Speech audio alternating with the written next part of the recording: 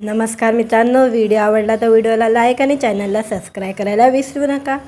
आज या व्हिडिओमध्ये सलमान खानने वडील होण्याची इच्छा व्यक्त केलेली आहे आणि ती सध्या सोशल मीडियावर व्हायरल होत आहे। त्याबद्दल जाणून घेऊया आजच्या व्हिडिओमध्ये काय आहे ते। अभिनेता सलमान खान कायमच कोणत्या ना कोणत्या कारणामुळे चर्चेत असतो। बॉलिवूडचा दबंग खान म्हणजे अभिनेता सलमान खान फक्त त्याच्या प्रोफेशनल आयुष्यामुळे नाही तर खाजगी आयुष्यामुळे देखील कायमच चर्चेत असतो। सलमान खान याच्या खाजगी आयुष्याबद्दल बोलायचं झालं तर अभिनेता वयाच्या 59व्या वर्षी देखील अविवाहित आहे। पण नुकताच झालेल्या एका कार्यक्रमात अभिनेत्याने बाप होण्याची इच्छा व्यक्त केलेली आहे।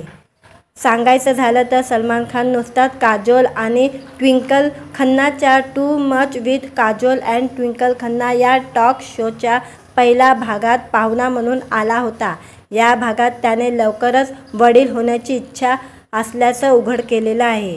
बाप होण्याची इच्छा व्यक्त करत अभिनेता सलमान खान म्हणाला, मुलं एक दिवस नक्की होतील, लवकर होतील, पण मी लवकरच एके दिवशी बाप होईल, पुढे काय होतं ते पाहू, असं म्हणत सलमान खान याने त्यांच्या रिलेशनशिपबद्दल देखील मोठं वक्तव्य केलेलं आहे। रिलेशनशिपबद्दल अभिनेता म्हणाला, जेव्हा एक जोडीदार समोरच्या व्यक्तीच्या पुढे जातो, अधिक यश संपादन करतो, तेव्हा वाद सुरू होतात।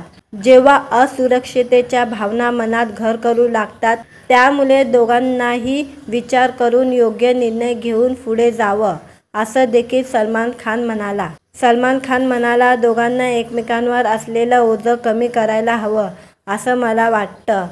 नाही जमलं तर नाही जमलं, जर कोणाला जबाबदार ठरवायचं असेल तर मी स्वतःला जबाबदार ठरवेल।